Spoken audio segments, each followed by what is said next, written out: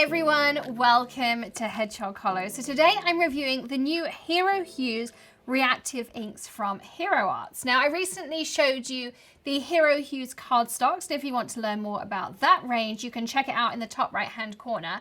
They're a really pretty range of cardstocks. I do have them behind me in my little basket back there, and I really love some of the colors. There's only a limited selection of them back there, but they have a really nice rainbow and they're a really nice thickness. And we are going to be using them in today's review. I'm using the black, the gray, and the light blue as part of the review.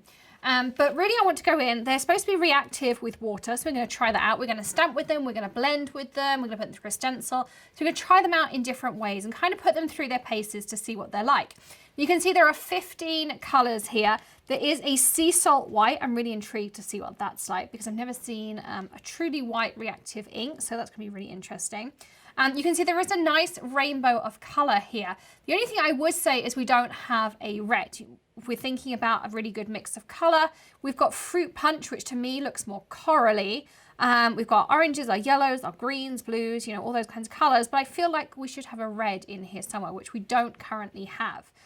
So that's the only thing I would say. But let's dive in and see what they're like. And I think here they look really pretty the way they're arranged. So let's move them to the side like this, make some space.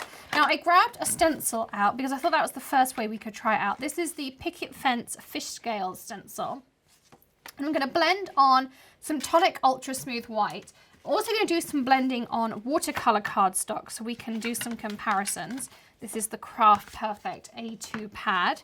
So let's do both of those. I have my Thermoweb purple tape because I haven't pixie sprayed up this stencil yet. As I say, we're still moving into our new craft room here in the basement, but we're getting there. I'm just going to tear myself off a couple of pieces because I know I'm going to need it. This is a really pretty stencil. It's a new to me one. That's the way I want it. If you can hear some noise in the background, we do have terrible thunderstorms here today, so you might hear some of those. And I'm going to try blending, maybe some blue raspberry and some pool party together. And I'm going to use these really pretty brushes that I used in a recent review. So I did a review of all of these kind of different life-changing brushes, and you can check that out again in the top right-hand corner. I went through tons of different ones. This is the stand that I recommended to you, and I really like these rose ones. There is one more, but it's currently drying next to the sink, so I'm one short. But it does fill up this whole rack normally. So I'm just going to start by loading up my first one, and I'm going to start putting it through. So they're nice and smooth. And I have sets, I just wash them out and then, you know, they're ready for the next project. So that's one going down. It's not super thick coverage, but we'll work this out as we go. Now I'm going to put my darker shade down. And these brushes were really nice when I used them in the last video, so they were one of the really nice ones to work with. So I'm going to just lay down some more colour. As you can see, I'm getting a nice blend. It's a little bit patchy, but I'm going to keep going for now.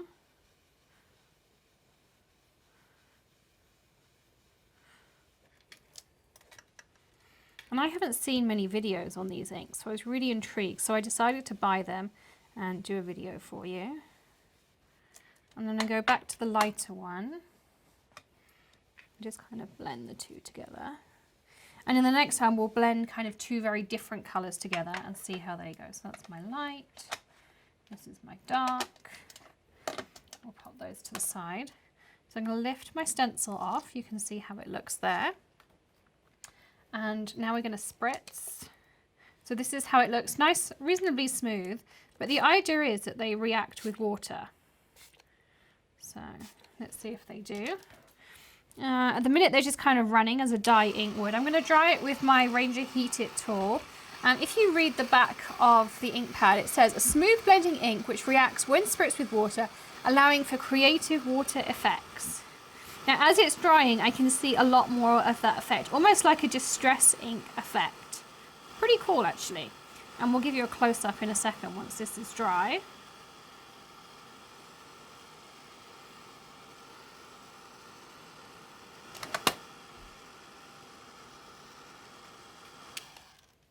So what you can actually see is where the thicker ink is, you don't get so much of an effect, but where the thinner layers of ink are, I have a really cool kind of droplet effect on it. So I actually prefer where the thinner layer of ink is, and I think you can see more of that effect on the ink itself. So you can see that on there. So that's how that one came out. Now let's try it with maybe some slightly different colors on. So I'm going to grab, let's try and see how they blend on watercolor cardstock. So I'm going to just pop this down on here. I'm going to go back in with that darker blue raspberry. So I'll load my brush up here. Just like this. You can see. Again, I would say they're not hard to blend, but you do need a little bit more ink than maybe like you would with a Distress or something like that. And then I'm going to grab a very different color. Let's grab a pink. So we're going to grab some Taffy. And it is, of course, going to blend with that blue that was already on there. So we're going to get a more kind of purpley color, but we're going to see how this blends. Again, really pretty. We're going to get some overlap, so we're going to get some purpley colours come together. Very mermaidy effect on here. And these brushes do make it really easy to blend too.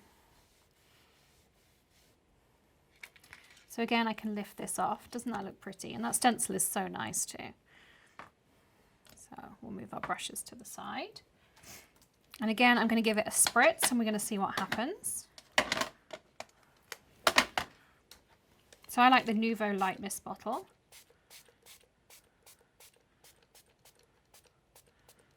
So you can see how that's beaded up on there. And again, I'm going to dry.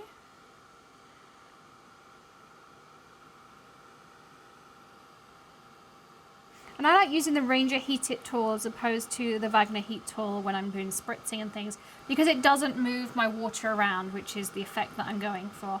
So again, you've got some bleeding as you would expect with a dye ink. And then where I've got the lighter ink, I would say you get more of the reaction and more of that kind of speckled effect from the reaction on there. So again, we'll give you some close-ups so you can kind of see what's happened and you can judge for yourself. So I would say you've got more of that speckled effect that's happened on the blue raspberry than has happened on the Taffy. But they have got some really cool effects and it does look really pretty, and I love the look of the mermaid scales there in the background. So there's a couple of ideas. Now let's try out that sea salt before we move on. I've got some black cardstock here. I'm really interested to see how this goes. So I'm going to grab another brush and we're going to load this up with the white. I'm just going to blend some onto my black cardstock. So I think if this works, you could do some really cool techniques, you know, like galaxy skies and things like that in here.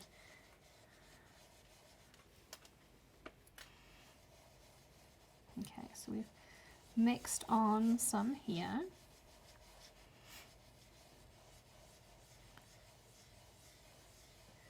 So it looks a little bit chalky, like a pigment ink that's been blended on. Now let's see what the reaction we get is.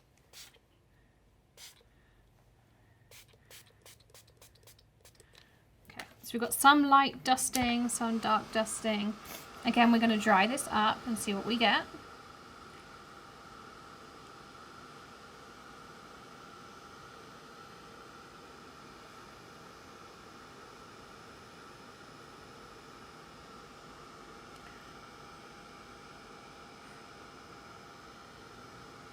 So I can't see much of a change. Let's see if we do it again, if we get much. I mean, I'm sure if I used a kitchen towel, I could lift ink up, but that's not really what the reaction is meant to be.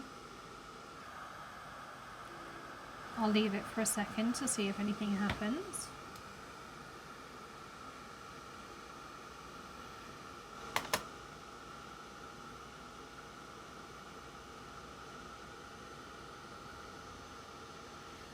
mean, I guess you can see a little bit of mottling in there, but I would say you can't see that much.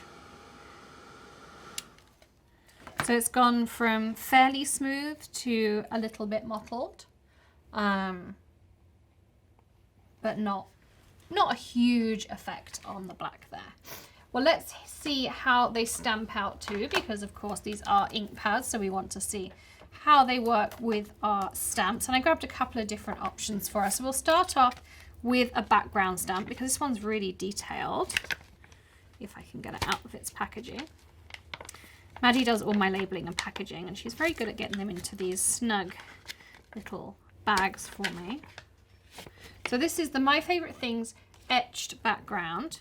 And as always, everything will be linked in the video description for you.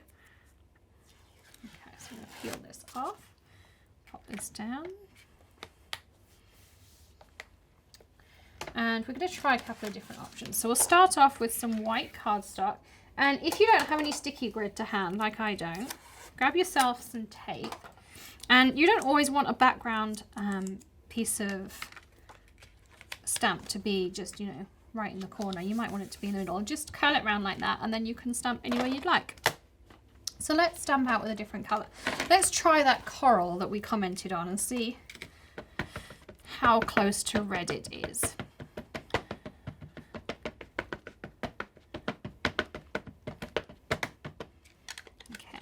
So let's stamp this down.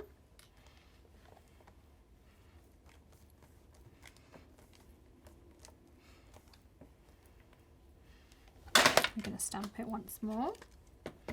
So you do get a really nice fine line stamping.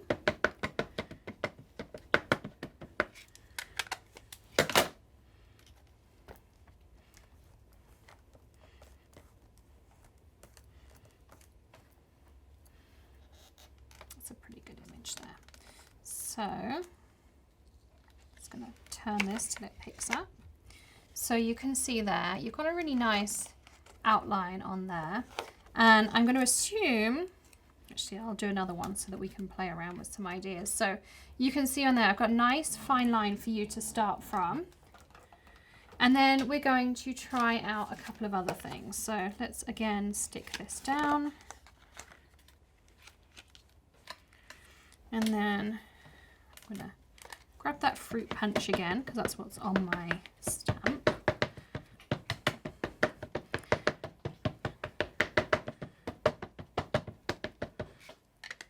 And it will just wipe off the bottom. I missed it. I'm not going to worry about that. And so this time I'm going to stamp out first.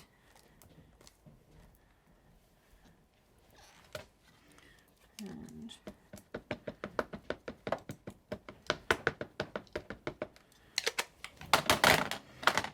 I'm just going to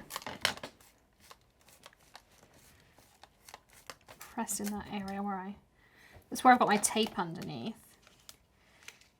And I'm going to do a second one, and I'll show you why, just so we've got a couple of comparisons for a few different things. So this time I'm going to ink up my stamp, again with the fruit punch.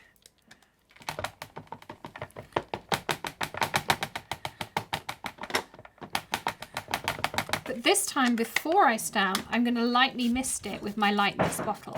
So I'm going to go for that reaction before I stamp out.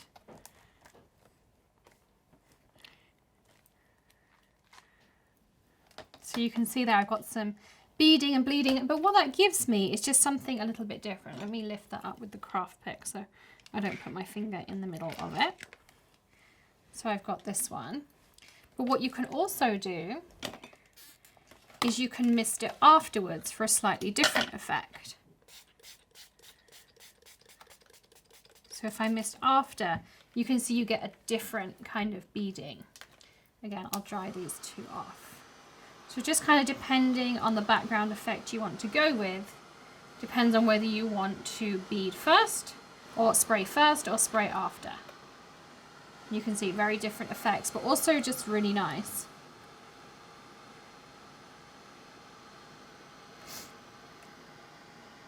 Again, just dry it off with your Ranger heat tool.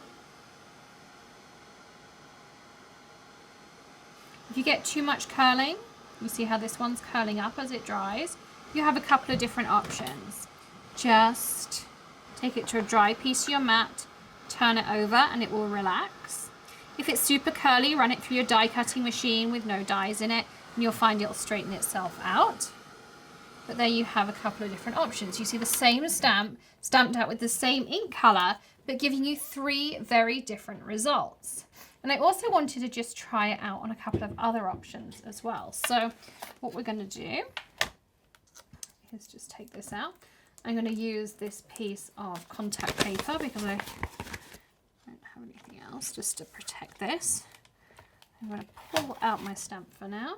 And I'm going to pop my mouse pad back in, just like this. And so we're going to stamp out on some coloured cardstock just to see how they react, because some ink pads do better than others on coloured cardstocks. And for this, I'm going to use a different stamp. This is the Hero Art Blooms. I really like this stamp set. It was one of their anniversary release stamp sets, I believe. So I'm going to grab this one out of here. There we go.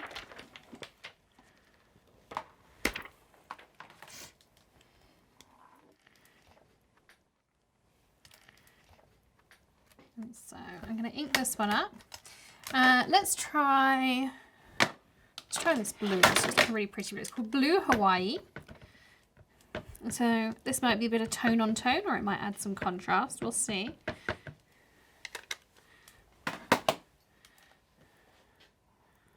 And so we're going to stamp this down. Oops, a couple of areas that didn't come out so well. And of course, this is the beauty of having a stamp platform, is that we can go in and we can redo those areas. So you can see there. But it did give us a really nice image with our coloured cardstock. So that's how it looks on the blue. And I'm going to do the same on the grey just to show you some comparisons. As I say, this is the Hero Arts Hero Hues cardstock too. So I always forget about stamping on coloured cardstock, but it can give you a really nice effect.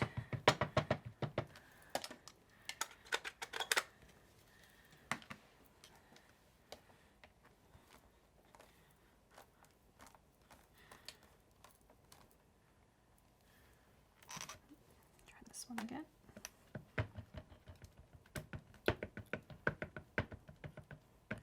I always try to put my lid back on my ink pads because I have a habit of putting my arm in my ink pads. So you'll notice that I do that. So again there. And then something else you can try just to kind of stretch your ink pads even further is if you grab out a paintbrush, you can take your light mist spray, spritz some onto your surface here. And I'll take this out for now. And give everything a good clean after.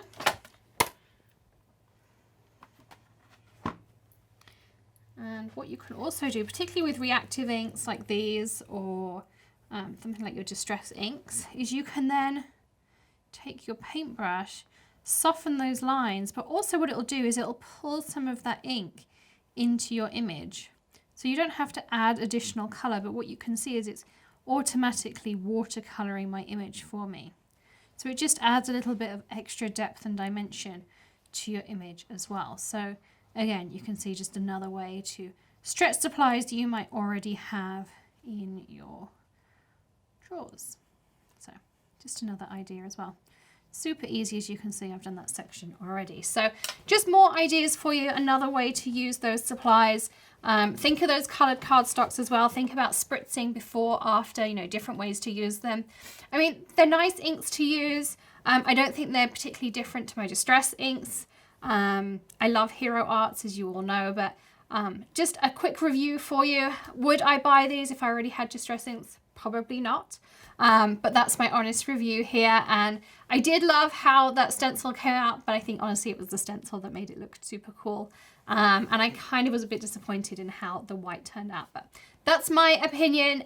If you are looking for some reactive inks, they are at a nice price point. They are from Hero Art. They are a good quality ink, and they do come in some pretty colors. So again, everything I've used will be linked in the video description for you. Hopefully you've enjoyed this review and you found it useful. Thank you so much for joining me here at Hedgehog Hollow. Don't forget to hit that subscribe button and ring the bell for notification of our daily videos, tips, tricks, tutorials, or maybe something a little bit different, you never know. And don't forget to hit that join button to be part of the Hedgehog Hollow community. We would love to have you. And also don't forget to give us a thumbs up if you found today's review interesting or useful, or you got a top tip out of it as well. And I will see you again tomorrow. In the meantime, happy crafting and have a great day. Bye.